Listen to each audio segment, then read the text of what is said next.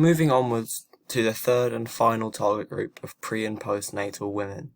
This group presents a plethora of factors to consider when prescribing exercise, which must be fully analysed for the safety of the mother and their baby.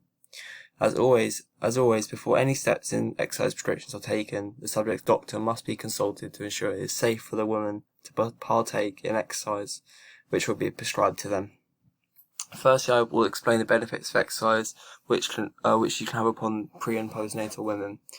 According to the NHS website, the more active and fit you are during pregnancy, the easier it will be for you to adapt to your changing shape and weight gain, which will help you cope with the labour and get back into shape after birth.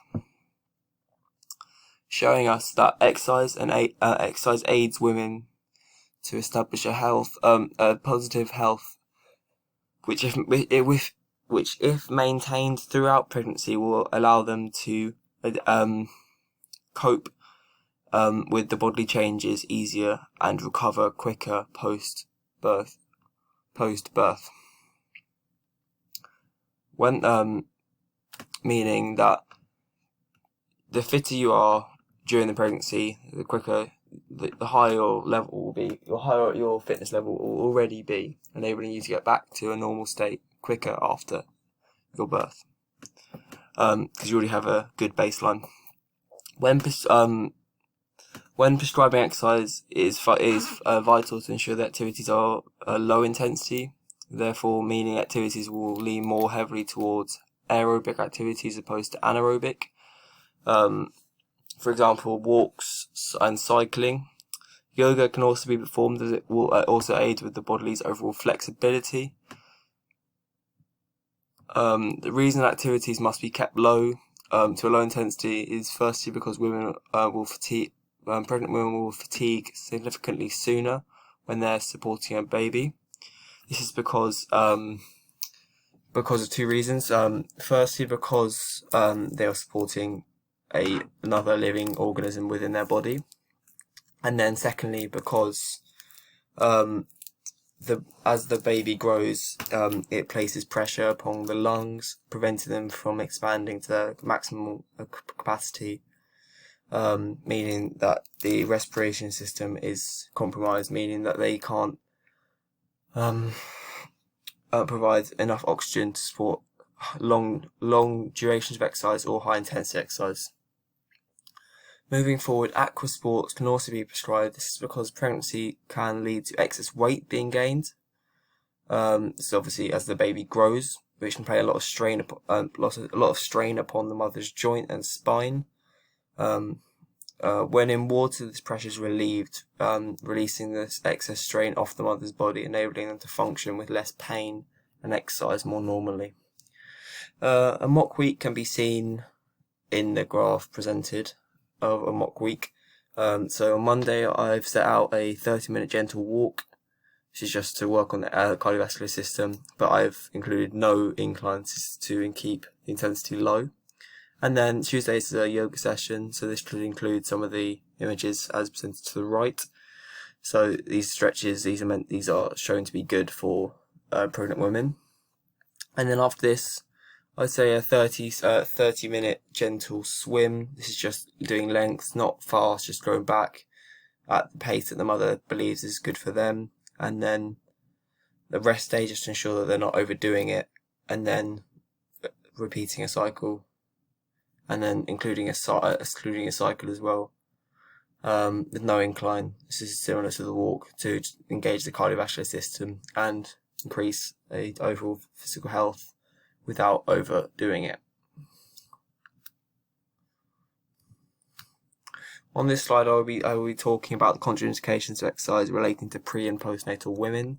Firstly, I will be explaining factors relating to prenatal women, as pre- and postnatal women are affected by differing contraindications. However, most of them are shared, with most of them affecting prenatal women. Beginning with absolute contraindications.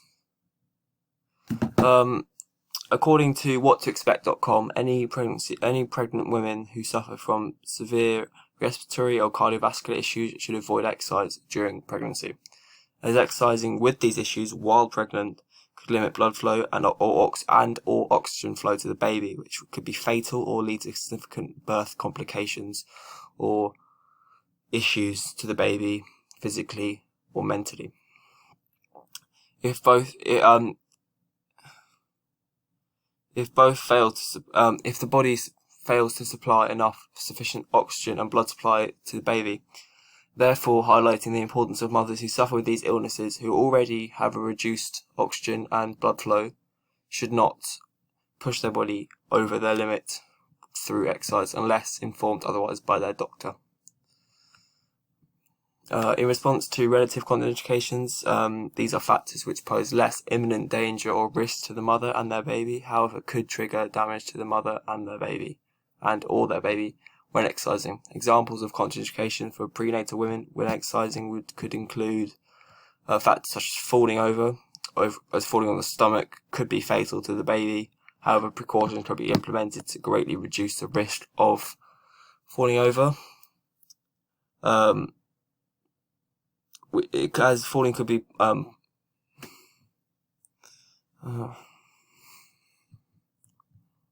as falling over could obviously damage the baby.